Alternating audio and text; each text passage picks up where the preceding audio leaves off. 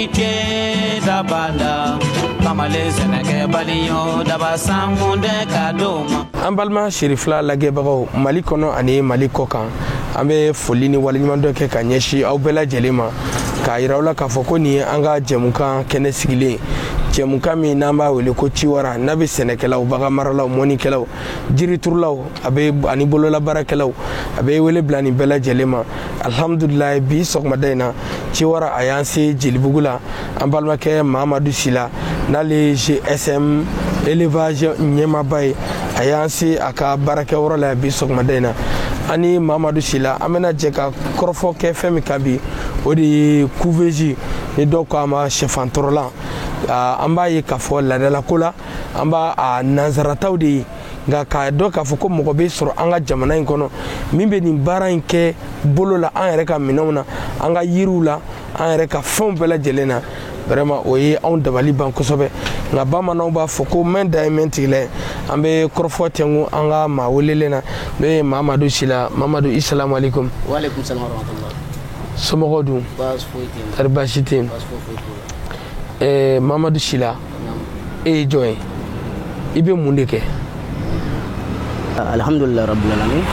Lala tanu merci beaucoup a ka nin ɲininkali in na ne ye Mahamadu Sila ne bɛ Jelibugu la yan nɔ ni n ka denbaya sigilen bɛ yan ni n baarakɛɲɔgɔnw bon an bɛ baara in kɛ an yɛrɛ ka so kɛrɛfɛ yan nɔ bon n kɔni ye kalanw kɛ mais kalanw kɔfɛ baganmara in de kɛra ne ninkanko ye donc n lancera baganmara in na o de fɛ bon baganmara kɔnɔna na n y'a ye k'a fɔ an mago bɛ se fɛn caman ma bon yan'o bɛɛ ka bɔ kɔfɛ an yɛrɛ y'an débrouiller n'an ka telew ye yan nɔ an bɛ se ka ko dɔ kɛ. I n'a fɔ i y'a yira k'a fɔ ko i bɛ bagan mara de kɛ an ɲɛ b'a la k'a fɔ pigeon bɛ yan sɛw bɛ yan nka i ka base yɛrɛ ye fɛn min ye o ye sɛfantɔrɔlan de ye n'an b'a fɔ a ma walikan na ko couveuse o y'i ka spécialité ye e donna o baara in na cogo jumɛn hakilina jumɛn ye e bila o la ka fara bagan mara in kan? D'accord ne ka kalanw kɔfɛ n taara aventure la. Tungana n ye wagati kɛ yen san 12 ne y'o kɛ kɔfɛ. San 12? Awɔ don bɛ nɔgɔya a bɛ gɛlɛya ne nana hakilina de sɔrɔ n ko ne bɛ se ka fɛn dɔ kɛ n bara i faso la n faso la k'a sɔrɔ n ma bɔ non seulement a bɛ n nafa a bɛ se ka n faso yɛrɛ fɛnɛ nafa position min na bon n nan'o de la n ye sonsanninw kɛ bagan caman bon n nana ye k'a fɔ couveuse ko n'o ye sɛfantɔrɔ machine ye kelen n'o ka fangaba sɔrɔ mais a kɔfɛta sɔngɔ ma nɔgɔn a da ka gɛlɛn bon débrouiller bɛɛ tɛ se k'o sɔrɔ bon n y'a ye couveuse artisanale dɔw bɛ yen n ko bon ne yɛrɛ bɛ se ka don nin na k'a kɛ non seulement ne kelen mais bɛɛ bɛ se ka k'a kɛbaga ye cogoya min na bɛɛ yɛrɛ kelen kelen bɛ se k'a di ka couveuse dilan i yɛrɛ ye an y'o fɛɛrɛw bila en place an bɛ baara kɛ n'o ye bon an kɔni ye couveuse dilan daminɛ ten tɔ an ye parantiw caman sɔrɔ minnu ye formation k'an bolo f'u ye baara daminɛ o position na donc an ye couveuse dilan cage ninnu ni aménagement o de y'an ka base ye bi. Couveuse min Mahamadu ni aw b'a labɛn ka ɲɛsin maliyɛnw ma sabula i da sera ma k'a fɔ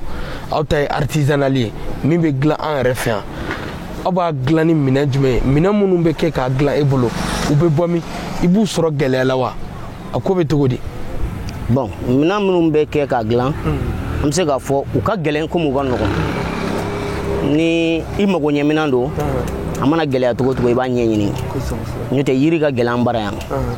a dun bɛ dilan ni yiriw ye contreplaqué bon n'a bɔr'o la fɛn fɛn tɔ min bɛ k'a la a bɛɛ bɛ bɔ kɔfɛ ka na tuma dɔw la a ka gɛlɛn tuma dɔw la a ka nɔgɔn o matériel ninnu kɔni nin wagati laban in de la an b'u sɔrɔ gɛlɛya la n'o tɛ u tun bɛ sɔrɔ wagati bɛɛ mais banako ninnu sababu la sisan a sɔrɔli bɛ ka gɛlɛya dɔɔni dɔɔni. I n'a fɔ jumɛn ni jumɛn kɛrɛnkɛrɛnnen? Thermosar hygrométrie bon n'a bɔr'o la ventilo ni fɛn tɔw olu sɔrɔ ka nɔgɔn olu bɛɛ de bɛ k'a la ne ko ka couveuse a bɛ daminɛ ni fɛn jumɛn ye ka taa laban ni fɛn jumɛn ye? A bɛ daminɛ ni yiri ye ka taa laban ni courant de ye parce que a tɛ taa courant kɔ 220 walima 12 volts an b'a dilan fila bɛɛ lajɛlen na donc panneau bɛ se ka a la fonctionner courant tɛ yɔrɔ minnu na olu bɛ se k'u ta sɔrɔ a la bon minnu fana bɛ kuranmayɔrɔ la olu bɛ se k'u ta sɔrɔ a la cogoya min na. Mamadu i y'a yira k'a fɔ aw ta ye bololata ye min ni nanzaraw ka labɛn ne tɛ kelen ye aw bɛ min na bɛn bolo la ani nanzaraw ta yalɔ a bɛɛ lajɛlen bɛ jaabi kelen di wa a bɛɛ ka baara kɛta ye kelen wa u bɛɛ ka baara fanga ye kelen wa. ok o yɔrɔnin différence ni dɔ b'u ni ɲɔgɔn cɛ nka différence ni seginna ka jate bɔ an ta in bɛ tila k'an nafa ka tɛmɛ nanzaraw ta kan. awɔ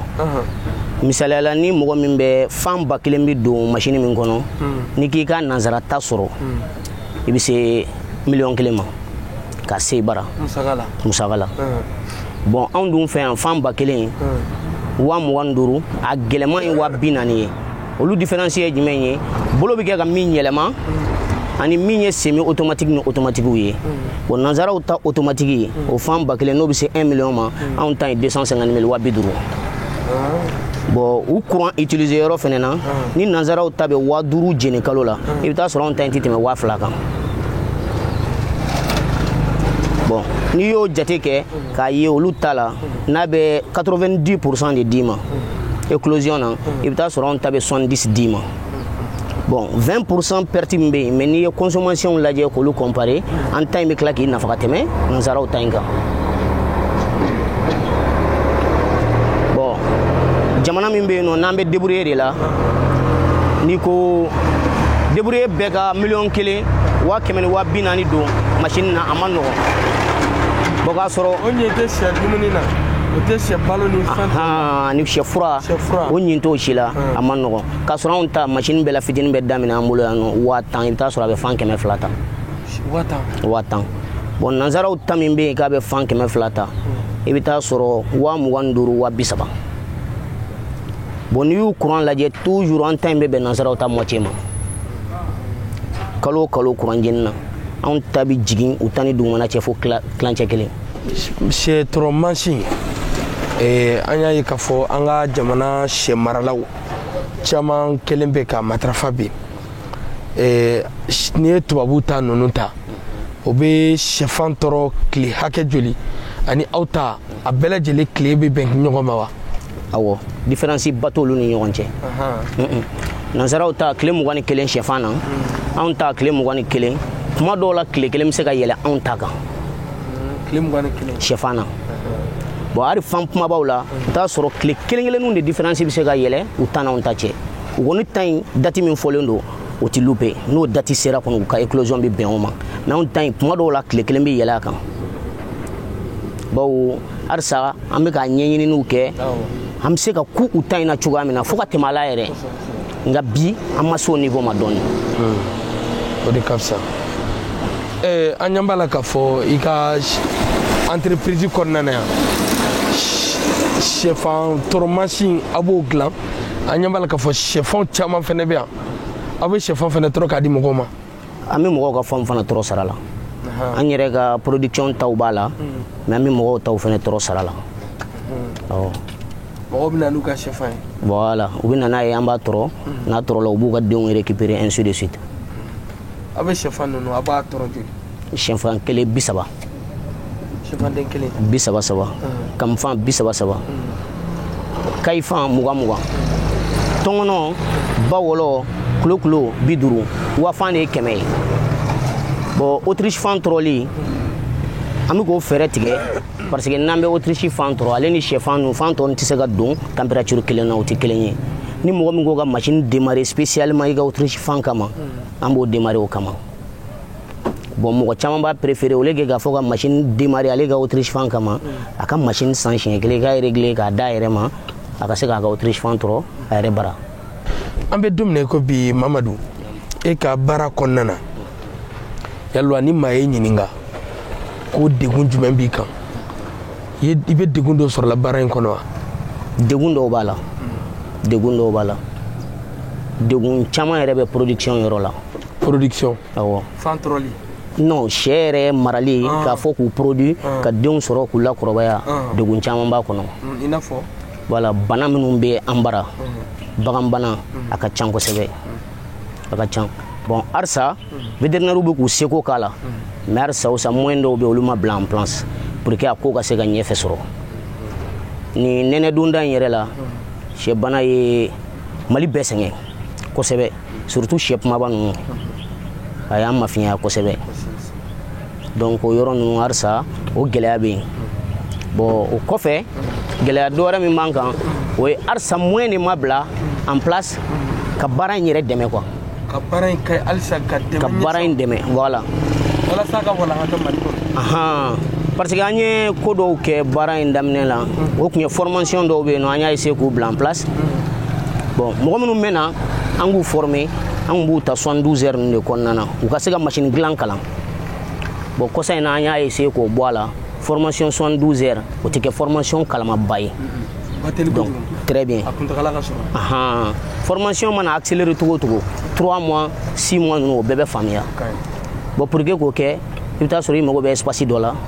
atelier ka kɛ a bɛɛ kana kɛ bolo dɔrɔn ye a k'a sɔrɔ baara teliya fɛn dɔw b'i bolo machine dɔw b'i bolo mais olu moyens tɛ yen bi o moyens tɛ yen bi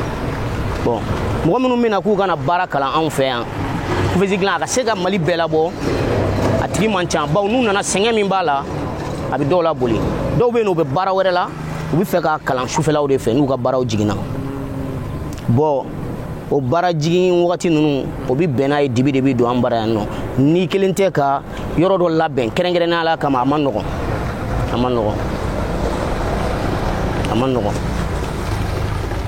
Mamadu sɛfan tɔrɔ mansin e b'a labɛn bololata i bɛ min na bɛn bi yalɔ a bɛ i ka clients labɔ la wa clients minnu b'e bolo u nimisi wasalen don i ka baara la wa. D'accord alhamdulillah an ka machine ko ye min ye an bɛ dɔw dilan k'u bila mɔgɔw bɛ n'a san mais dilan ta man ca a bɛ dépend an ka moyen de la dilan ta man ca. Ni commande kɛ i b'a dilan. Voilà an ka base yɛrɛ o de ye ni mɔgɔ min y'a commandé an b'a dilan mais i bɛ taa sɔrɔ échantillon 5 6 an bɛ se k'o dɔrɔn de dilan ka bila kuma dɔ la machine bɛ dɛsɛ dɔw bɛ na u b'a fɔ n mago bɛ machine na mais voilà ne dugutagatɔ don n kan ka taa n'a ye Kayi n kan ka taa n'a ye Sikaso ainsi de suite bon f'i k'a fɔ u ka traîner 2 jours i ka se ka machine dilan ka d'u ma bon n'o y'a sɔrɔ k'i bolo yɛrɛ degunnen don i bɛ une semaine délai de d'u ma bon yɔrɔnin b'a la mais alhamdulillah baara in kɔnɔna an b'a fɔ minnu bɛ baara k'an bolo fɛn fɛn minnu ye machine san bolo se k'a fɔ 100 jate o 100 jate la ni mɔgɔ sɔrɔla min bɛ plaigner i bɛ taa sɔrɔ mɔgɔ kelen awɔ o plupart bɛ sɔrɔ explication cogoyaw fɛ faamuyali kɛcogo i bɛ taa sɔrɔ an b'a fɔ machine kan ka kɛ tan a ka kan ka kɛ tan parce que machine sigilen dɔrɔn tɛ mais fɛn dɔw de jate bɛ minɛ machine nɔfɛ bon ni o ma faamuya dɔrɔn gɛlɛya dɔw bɛ y'a la mais a bɛ fɔ min ma ko service après le travail anw ka mɔgɔw bɛ yen nɔ u bɛ déplacer wagati bɛɛ ka taa explication di client ma technicien b'i bolo awɔ baara la alhamdulillah mɔgɔw b'an bolo mɔgɔw b'an bolo Bamakɔ yan mɔgɔw b'an bolo hali dafɛ dugu dɔw la a dɔw fana ye clients de kun ye u ye sanni kɛ u ye faamuya sɔrɔ mais désormais ni mɔgɔ yɛrɛ ye sanni kɛ k'a ma faamuya sɔrɔ machine yɛrɛ baarakɛcogo la an b'u wele k'u ɲininka n'a bɛ bɛn u ma u b'a fɔ a bɛ bɛn u ma u bɛ taa ɲɛw f'u ye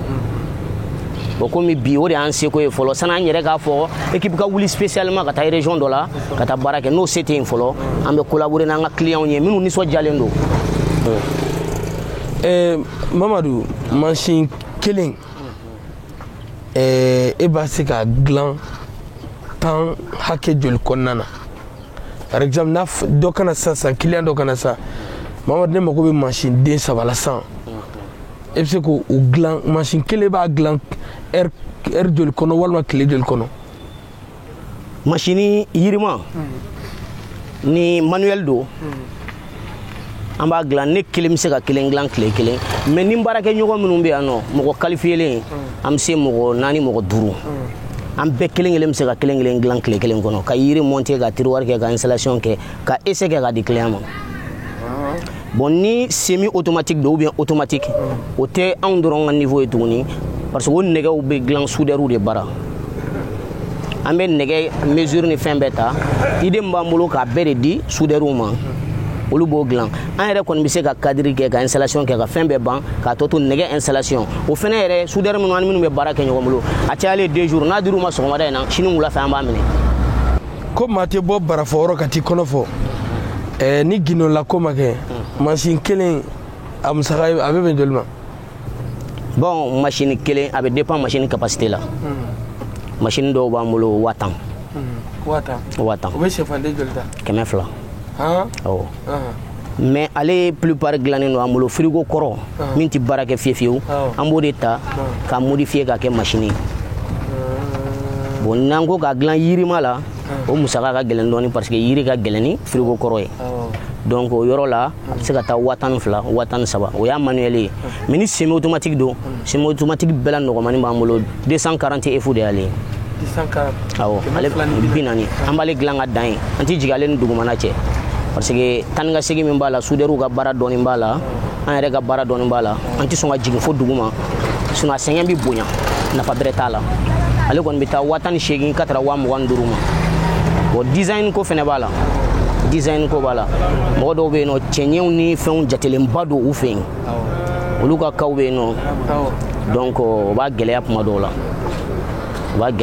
la sinon a bɛɛ ka nɔgɔn 10 20 i bɛ machine sɔrɔ kuma dɔw la fo ka se 1000 jatew ma 30 dɔɔni tubarikala Mamadu i ka kɔrɔfɔ daminɛ la i y'a jira k'a fɔ i taara i ye kalanw kɛ i janfara kalan yɛrɛ la dɔɔni wa i taamara i ye san 10 ani kɔ de kɛ taama la tungan fɛ e tun bɛ bagan maraw de kɛ tungan fɛ ne tun tɛ bagan mara mais mun ye bila bagan mara la ne tun bɛ commerce de kɛ mais kuma dɔw la an ka minɛn dɔw bɛ transporter ka bɔ dugu dɔ la ka taa dugu dɔ la n y'o kɛ wagati dɔ kɔnɔna na n ye san 4 jate k'o la bon kɔnɔna de la n y'a ye bagan mara cogo dɔ b'olu bolo an bɛ mɔgɔ minnu wele ko busumaniw kɔngɔlew yɛrɛ bolo kungo kɔnɔ et puis n y'a ye bagan ka gɛlɛn ka se degré min ma n gɛrɛ la n ye yen bagan mara cogo lajɛ ko mais ne bɛ se ka bagan produit mara n faso la ka tila ka feere kɛ hali yan ma nɔgɔya bɛɛ lajɛlen kɔnɔna na fɛn bɛ sɔrɔ a la tuguni bon o kama n ye attaché bagan mara la komi n ka fɛn kɔrɔ kun don ka n to Mali la yan sani n ka taa aventure la n bɛ saga kɛ n bɛ sonsannin kɛ n bɛ sɛ kɛ bon n ma pigeon de kɛ denmisɛnninya kɔnɔna mais pigeon b'i bolo bi pigeon bɛ n bolo ok Mamadu n'i y'a jateminɛ k'a lajɛ anw ka jamana baara ko ka gɛlɛn kɛrɛnkɛrɛnna sifinw n'o ye denmisɛnw ye an denmisɛnw ka baara ko ka gɛlɛn bi kosɛbɛ wa an caman de tilara kalanw na ka taa an sigi an ka sodaw la ko baara tɛ ka sɔrɔ bɛɛ ko n b'a fɛ ka taa bureau kɔnɔ baara dun bi ma fonction publique a tɛ yen yɛrɛ kuma t'a k'a sɔrɔ a sɔrɔli ma nɔgɔn Mamadu ni maa ye e ɲininka k'i ka kɛ misali ye bi e ɲɔgɔnna sifin minnu bɛ yen ni u tilara kalan na dɔɔnin b'u bolo halisa u ka se ka e ka nin sira ɲɔgɔnnaw taama walasa u fana ka bɔ sokɔnɔ sugu la u ka se u yɛrɛ kɔrɔ ka u somɔgɔw nafa e ka u wele kanda bɛ se ka kɛ jumɛn ye a n'o ladilikan bon ne bɛ se ka min fɔ o yɔrɔ la minnu bɛ ne dɔn olu b'a dɔn déjà ko o ye misaliya bɛɛ bannen ye minnu bɛ ne dɔn bon minnu tɛ n dɔn min f'olu ɲɛna o de ye k'a fɔ 7e année na 8e année 9e année na ne tun bɛ dessin d'art an bɛ décoration kɛ cabine téléphonique comment dirais-je bijouterie ainsi de suite o sɛbɛnni ninnu ne tun b'o kɛ mɔgɔw ka daw la plaque 3 4 par jour ni n bɔra école la de n b'o kɛ n bɛ n ka baganw entretien kɛ n bɛ fɛn sɔrɔ n yɛrɛ la depuis 7e 8e awɔ ne orientera dessin bâtiment de la n b'a kɛ n nɔfɛ n jɔlen don ni n ka charge misɛnninw ye fo n bɛ tila ka n bangebagaw dɛmɛ non n bɛ tila ka hali n bangebagaw dɛmɛ bon o kɔfɛ ne nana ye k'a fɔ n ka nin kɛ n ka taa ɲɛfɛ kalan na o kuma ka ca an ka duw kɔnɔna na ça ne va pas an ba b'a dɔn k'a fɔ gɛlɛyaw bɛ yen ne fanicinin insistera ko fo n ka taa aventure la a fɛ yen n tagara bon n y'a ye école dɔrɔn tɛ ne tun bɛ se ka fɛn sɔrɔ hali yen donw ɲɛna n'a gɛlɛyara n ko bon n'o don ne mana hali fɛn sɔrɔ yan bi n bɛna taa min daminɛ mun na n tɛ taa daminɛ sisan min bɛ ne bolo k'a fɔ ni n ye fɛn de sɔrɔ tuma min na n b'a kɛ o mais mun na n t'a daminɛ dɔɔnin dɔɔnin na ka yɛlɛ siɲɛ kelen awɔ ne bɔlen kɔfɛ aventure la tɔngɔnɔmuso 2 cɛman 1 sɛmuso 1 an ye baganmara daminɛ n'o de ye en 2016 on kɔrɔ en 2016 ne nana 6 janvier 2016 ne jiginna Mali la o la bon 2016 fin na an ka sɔrɔ ka sɛmara daminɛ Kouvezi kun tɛ yen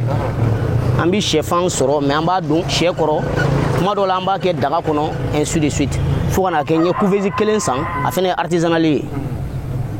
n y'a san wolofɔ dɔ bolo n ye baara daminɛ n'o ye n nana yere k'a fɔ ni nin Kouvezi bɛ ka ne servi tan donc ne fɛnɛ kan k'a kɛ a ka mɔgɔ wɛrɛw servi mais o tɛna se ka kɛ fiyewu n ka mɔgɔw encouragé a la fo a ka sɔrɔ n yɛrɛ b'a dilan n ye dilanni daminɛ n ye élèves sɔrɔ fɔlɔ qualifiera 2nan qualifiera ainsi de suite fo ka jama caya dɔw yɛrɛ ka télé b'u bolo bi awɔ u ka télé b'u bolo mais toujours ni baara ka ca min bolo wagati min na i bɛ dɔ in wele n'a bɛ se ka dɛmɛ min don i ma kuma dɔw la voilà marché bɛ se ka bonya dɔ bɛ se ka na sisan nɔ ko machine 5 mais a mago b'a la en 5 jours ou bien en 4 jours i b'a dɔn k'a fɔ i kelen tɛ se i bolo degunnen don i bɛ dɔ in wele i bɛ paranti qualifielen dɔ wele a ka télé b'a bolo bien sûr a bɛ se ka na dɔw kɛ i n'a fɔ olu fana bɛ se k'are wele n'i yɛrɛ bɛ se ka taga ou bien n'i bɛ se ka élève wɛrɛ ci u ma ainsi de suite donc baara in aw b'a kɛla o cadre kɔnɔ awɔ an bɛ ka taga n'a ye ten dɔɔni dɔɔni Mamadu waati tɔ man jan kosɛbɛ nka yana an k'an kɔ don ɲɔgɔn na i da sera fɛn caman ma bi fɛn min ye Kouvezi kɛrɛnkɛrɛnnen a bololata nin ye a dɔ ye e ka baara yɛrɛ fanba ɲɛsinnen b'o de ma i da donna degun na nafa min bɛ sɔrɔ a la i y'olu fɔ i ye gɛlɛyaw fɔ ko yan y'a fɔ yɔrɔ ye Serifila Jabaraniso sanfɛ diɲɛ bɛɛ ɲɛ b'i la Mali faamaw tulo b'i la u ɲɛ b'i la ne ko e mago bɛ don ne ma ko k'a bɛ se k'e dɛmɛ bi e ka dɛmɛ e mago bɛ se ka se dɛmɛ fasugu jumɛn ma ni maa min b'a fɛ k'e dɛmɛ e mago bɛ fɛn jumɛn na bi hali bi baara in a bɛ se ka ji d'i bolo ka yakubaya walasa hali bi belebele bɛ se ka fara i ka production kan i k'a cari Mali fan bɛɛ fɛ o i ka sifinw fana dege a la yaasa u fana ka se k'u yɛrɛ dɛmɛ don nataw la i ka dɛmɛ bɛ se ka kɛ jumɛn ye ka ɲɛsin ka bɔ faama wɔɔrɔ la ka ɲɛsin dɛmɛ fɔlɔ-fɔlɔ de kelen filɛ nin ye aw ka nin ye dɛmɛ fɔlɔ-fɔlɔ ye Allahu Akbar parce que an bɛ yɔrɔ min na tantɔ bɛɛ tɛna se k'a dɔn k'a fɔ nin karisa bɛ yen a bɛ nin kɛ a bɛ sa kɛli la fana comme il faut mais ni initiative bɔra o la k'a fɔ télé nana ka na ne ta k'a yira o ye dɛmɛ bɛɛ la belebeleba ye o ye dɛmɛ bɛɛ la belebeleba ye bon kɔfɛ an ka faamaw an bɛ fɛ ka yɔrɔnin dɔ sinu ye peut-être u b'a dɔn k'a fɔ baganmara bɛ se ka jamana in bɔ nɔgɔ la kojugu u b'a dɔn mais i bɛ taa sɔrɔ a b'u bolo i b'a fɔ bolokɔfɛ fɛn dɔ dɔɔni u k'o yɔrɔ in de bɔ a la k'a minɛ n'u tigɛ 2 ye baganmara dɔrɔn a bɛ se ka jamana in kɛ ko bɛɛ bi a bɛ ka bonya dɛmɛw bɛ ka sɔrɔ particuliers la dɔɔni bon ara an b'a mɛn kuma dɔw la k'a fɔ gouvernement ka dɛmɛ dɔw bɛ ka kɛ mais anw ɲɛ t'a la tiɲɛ de ka fisa awɔ parce que baganmarala bɛɛ bɛ ɲɔgɔn dɔn presque mais ni fɛn fɛn min mana baro kɛ o b'a fɔ ma fɛn ye ma fɛn mɛn donc a b'a fɔ a minɛnen tɛ bolo 2 la fɔlɔ bon a ka minɛ bolo 2 la ni hali kalan b'a kɔnɔna na denmisɛnnin minnu b'an bolo yan an b'a yir'u la k'a fɔ mission fɔlɔ de b'an bolo min tɛ baara ye o yɛrɛ o ye éducation bɛɛ la belebeleba ye k'a yira k'a fɔ an nana mission dɔ de la sur terre n'o ye alabato yɛrɛ ye an b'o sira don u kɔrɔ yan o sira bɛ don denmisɛnninw kɔrɔ yan bon o sira tɛ don ni fɔli dɔrɔn an yɛrɛ b'a kɛ de u b'an suit o y'a ko fɔlɔ ye bon filanan olu minnu bɛ na moyen dɔw de bɛ yen nɔ fo ka ɲinɛ n'u ye tel que équipement caman de bɛ yen nɔ min b'an ka baaraw jɛ olu b'an ka baaraw jɛ bon e yɛrɛ min bɛ yen nɔ n'i kun ka kɔrɔ dɔɔni i bɛ nafa dɔ dɔn a la e bɛ se k'olu ku cogo dɔ la mais denmisɛnninw tɛ se k'o ku tuma o tuma i bɛ bana manque de gants tenue ko manquew bɛ yen ni dɔwɛrɛ u t'olu ku bon matériel ka taa bɛɛ kɛ tigɛliw ye bolo la a sɛgɛn ka bon diɲɛ ka teli bi olu ma donc dɛmɛ caman bɛ yen nɔ an mago bɛ se ka se minnu ma Mamadu teliya la ni maa b'a fɛ ka dɛmɛ lase ma aw sigilen bɛ min aw bɛ sɔrɔ cogo jumɛn anw sigilen bɛ Jelibugu la an ni Jelibugu sugu tɛ foyi bɔ numéro dɔ ye téléphone b'an bolo Basta la o numéro de téléphone be no ni mɔgɔ minnu bɛ fɛ k'an ye ni sera Jelibugu sugu sanfɛ ni ko Sila ka yɔrɔ walima i ko GSM dɔrɔn a banna yɔrɔ dɔnnen don parce que casier exposé len b'an bolo kɛnɛma bon ni nana yɔrɔ dogolen tɛ dayɛlɛ su ni tile awɔ san kalo 12 n'anw bɔra 8h baara kɔni bɛ jigin bolola baara kɔnɔna o bɛ jigin 18h mais dayɛlɛlen bɛ to fo 22h parce que a tugulen bɛ ne yɛrɛ si du la fo 22h donc mɔgɔ minnu bɛ taari baara yɔrɔ la u segintɔla wula fɛ n'u bɛna fan don u bɛna sɛden san u bɛna balo san dumuni minɛnw ni ji minɛnw abreuvoir ninnu u bɛɛ b'an bolo yan sɛ yɛrɛ dunta dun fana bɛ sɔrɔ yan o fana bɛ sɔrɔ yan ani kɔnɔtɔ wɔɔrɔ o bɛɛ lajɛlen bɛ sɔrɔ an bolo alhamdulilayi tabarikala o ɲɛna kɔrɔfɔ laban ye jumɛn teliya la bon kɔrɔfɔ laban min bɛ yen n bɛ folikan min fɔ n bɛ fɔlɔ k'a daminɛ ni n ye Ala fo ka tila n b'a fɔ Serifula TV mɔgɔ Ala k'aw bolo mɛn aw ka baara la Ala ka ni ɲɔgɔnnaw caya o kɔfɛ n kɔni b'a fɔ Usumani Sogore n b'a fɛnɛ fo kosɛbɛ ko sabu ɲuman bɔra ale la ani ce Ala k'a bolo mɛn a ka baara la Ala k'an to ɲɔgɔn ye jamanajɔ kow don bon n bɛ weleweleda min bila kɔni n b'o bila an ka denmisɛnninw ni ɲɔgɔnna jeunes an kana an sigi k'an bolo da an sen kan bagan mara yɛrɛ kɔnɔna na sirafara caman de b'a la i bɛ se k'o kɛ an ka wuli an ka dɔ kɛ nin bɛ se ka jamana in bɔ nɔgɔ la bɛɛ bɛ se k'i dahirimɛ sɔrɔ nin baara in kɔnɔ wa jama caya o bɛ dɔ de fara valeur kan mais o tɛ foyi bɔ a sɔrɔ la awɔ donc o de bɛ n bolo ka fɔ halisa o sa ɲɛmaw k'u janto an na mais an yɛrɛ fɛnɛ ka wuli ka dɔ kɛ nin baara in kɔni nimisiwasa dɔrɔn de b'a kɔnɔ an ye dɛmɛ k'an ka wara fa a k'a sɔrɔ a kunkolo b'i yɛrɛ bolo e yɛrɛ ta in kunkolo b'i yɛrɛ bolo n'Ala ka jɛn ye i ni ce i Sila Mamadu i Sila an balimaw bamananw b'a fɔ ko kobanbali k'a ja tɛ dɔn ka ban ni waati n'a a ka waatiw tɛ an ni Mamadu Sila an tun bɛ mɛn ka di masala in ka tilen ka kɛ fo dɔ tɛ an tɛ sigi fɛn kan ka sabu kɛ baara in kanu b'a la a dɔnni b'a la a cɛsiri b'a la Mamadu Sila an b'i fo kosɛbɛ i y'an bisimila bi i ka jabala la yen nɔ Jelibugukaw fɛ yen nɔ ka na ye k'a fɔ ko ja maa bi sɔrɔ Mali in kɔnɔ sifinnakala cɛsiri ni jija kɔnɔna na ka se ka fɛn min ye couveuse n'o ye sɛfan tɔrɔla ye a bololata min sɔngɔ ka di wa a baarakɛnɔ nafa ka bon dadiya dan na vraiment Mamadu an b'i fo la kosɛbɛ hali bi ka belebele fara cɛsiri kan n'Ala sɔnna ma an fɛnɛ seko min ye n'Ala sɔnna an n'o kɛ ɲɔgɔn ye aw ni ce aw ka ɲamadali fɛ an balima Serifula filɛbagaw aw garisɛgɛ kɛra fɛn min ye bi ka bɔ jɛmukan ci wara hukumu kɔnɔna na min na bɛnna Jelibugu la GSM a sobaden kɔnɔna na n'a ɲɛmaaba ye Mamadu Sila a n'a ka cɛkɛlaw u bɛɛ lajɛlen bɛ ka couveuse ani sɛ ni kɔnɔ n'a fasugu bɛɛ kamamafɛnw olu bɛɛ lajɛlen bi sɔrɔ yan nɔ o de kɛra nin aw ni ce aw ka ɲamadali fɛ aw k'an bɛn ni Ala sɔnna ma jɛmukan wɛrɛ kɛnɛ kan wasalam.